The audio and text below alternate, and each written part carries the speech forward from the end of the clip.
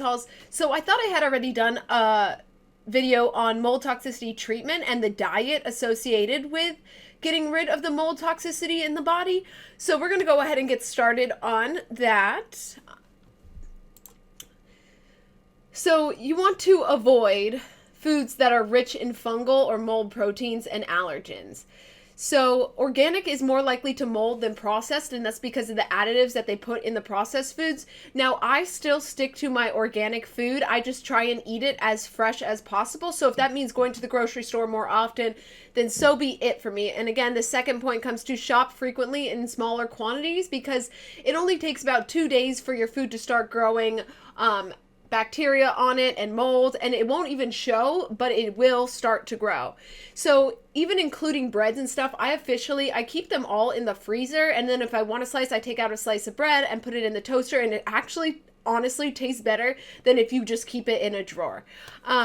So if you're shopping from a farmer's market, ask the vendor about the freshness, say when was this picked, how long has it been sitting, etc., etc. The next point that brings me to is mold thrives on sugar. Now, you're supposed to limit your sugar intake, both processed sugar and fruit sugar. I still like to eat a well-rounded diet, but I am very conscious of my sugar intake, and I did for a while have an addiction to candy at nighttime, not to cake, not to pies, but to sour candy. But that also includes a lot of sugar, and I've officially cut that out of my diet because it wasn't good for anything, quite honestly. So, and being cautious of your environment. If there's water damage in the building or moldy cars, there's always ways to fix that. And I will be posting another video today talking about how to naturally remove mold from inside the house and what you can do to stop it from continuing to grow. So, don't store food in frost-free freezers for more than 2 weeks due to thawing cycle. And again, once they thaw, the bacteria starts to come. So this one for me is a little bit of a weird one, but it does come up in some of the bigger mold diets. So you want to avoid dried fruits such as raisins, apricots, mangoes, prunes, figs, etc. And that is because when a fruit is dried, the sugars naturally rise to the surface and it's like more sugarly potent. Also, another reason why is because most fruit that's dried fruit is typically fruit that's already been past its prime shelf life. And so they're taking it and reusing it and drying it so you can't tell. So if there's mushy apricots, they're going to take those, slice them up, dry them, and you'll never know the difference. But once a fruit starts to bruise, it's already getting moldy on the inside. Aged cheese. So you want to avoid it because clearly it is high in yeast and other fungal properties. So Swiss, Blue, Gorgonzola, and the stinky cheeses are the ones you need to stay away from. Now, there are some cheeses that are okay on this diet, such as cottage cheese, feta, mozzarella, provolone, ricotta, and farmer's cheese. Now, I'm not sure what farmer's cheese is, but if you guys know and you guys like it, then go for it. Now, still limit the intake of it, but it's not as bad for you as the earlier ones. So you want to avoid mushrooms, and that is because mushrooms have spores that help promote the growth of mold. Now, one thing that I did terribly, terribly wrong along my journey of the mold toxicity program was that I decided, you know what, I'm gonna buy my own mushroom propagating kit and try and grow some reishi mushrooms. Well, once I started that, then I realized, oh my God, there's all these spores and stuff in the air because you can see the spores inside the bag, and spores spread everywhere. And so now I'm even too scared to remove it from its location. But I do think that probably added a little extra effort for me to get over. Now, I still am working with my mold toxicity program because it is not a 2-week program and then you're done.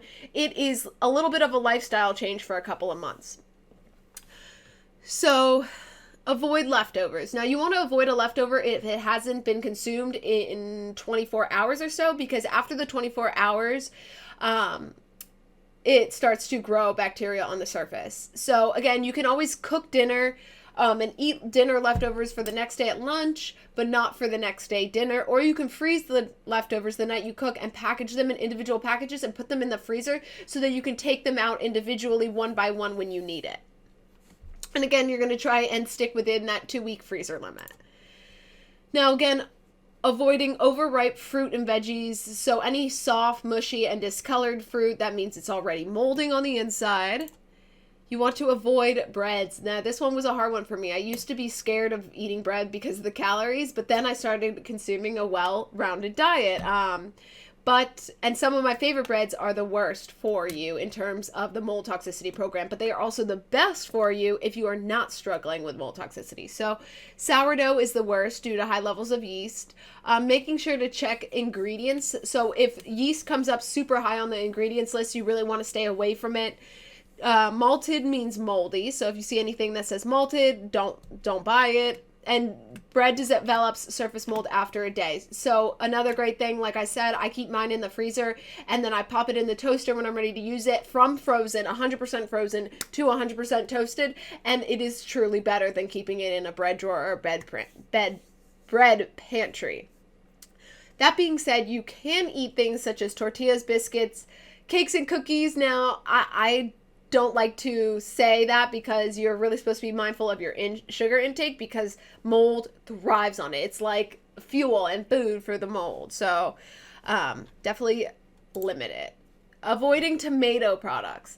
So tomatoes develop mold, I think, more quickly than most other vegetables. So processed foods such as like canned tomato paste, canned tomatoes, all that stuff is already tomatoes that have started the molding process that they mush into a can and put a bunch of preservatives in to make it seem like it's still lasting longer. So ketchup, packaged salsa, juice, paste, and sauce.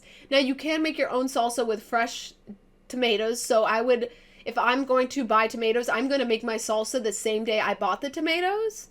And you can also make your own pasta sauce from fresh tomatoes. Avoiding beer, wine, liquor, and wine vinegar. This was also a hard one for me, as I'm sure it is for a lot of people. Now, there are alternatives to this. So beer and wine use sugar and yeast to ferment into alcohol. Those are two big no-nos on our list. You can have white wine vinegar in smaller amounts and clear vinegar. And this is more so this vinegar aspect. I don't think anyone drinks a full glass of vinegar, but more so for like salad dressings, marinades, etc. You want to stick to these white wine vinegars and clear vinegars. And then in terms of drinking, vodka, tequila, clear rum are the least moldy, but again, still limiting intake. And also, while you're going through the treatment process, it's good to limit your intake on all of these things in general, because your body is working to help remove all the toxins, and some of these are barriers for removal of toxins. If you're feeding the toxins while you're trying to remove them, they're going to keep amplifying, or you're just going to come into a stalemate and not move further into your process. Avoid multi-B vitamins. They contain yeast or mold, guys. So avoiding processed meats and hamburgers, so no hot dogs, sausages, salami, bologna. Hamburgers are often made with aged meat. Now you can get your own meat and freshly grind it, or you can go to the butcher shop. And the butcher shop is a really great place to buy meat alone, because there are chemicals and stuff that they put in the packaged meat in the grocery stores. So if you live near a butcher shop, it is a tiny bit more expensive, but the quality of the ingredients is much better. And you can get it freshly ground for you, so you know there is no mold attached. And some other no-nos to avoid is soy sauce, chocolate, tea. Oops, I've been drinking a lot of tea lately as a part of my liver cleanse. But I feel like those are very natural things because I've been blending my own teas. Malt extract, lactate, citric acid, which is a big one in sour candy, which was my no. And then processed fruit juice. And again, those are super high in sugars, the processed fruit juices. And if you're not buying fresh juice, again, processed fruit juices, even the fresh juice that I buy is like made same day, but most of the oranges that they're probably using are oranges that are right on the verge of being okay. And so that is pretty much it in terms of the mold toxicity diet and something that you are supposed to follow. These are very general and broad guidelines to big no-nos that you should avoid.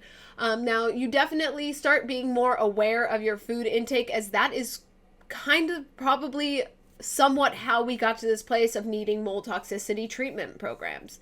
So be aware, cut out the sugar, limit the alcohol intake, check the ingredients on the bread, and try and buy ingredients that are as fresh can be, even if that means shopping more.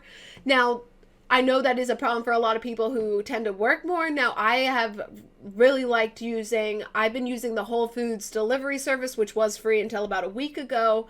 It is $10, but I like the quality of the ingredients. If not, I also shop at farmers markets, and again, get to know the people that you're buying produce from. You start a relationship with them, and they're happy to tell you when the fruit was picked, what is like the shelf life of the fruit, and and you can kind of pick around and see. And it's also great to just get to know the people that are growing your food. But overall, I hope you guys enjoyed this video. Make sure to like, subscribe, and comment below if you are on this mold toxicity program kind of with me. If there's any variations between my program and your program, I would love to hear any variations. So thank you so much for watching Mary J's House, and I hope you have a wonderful one.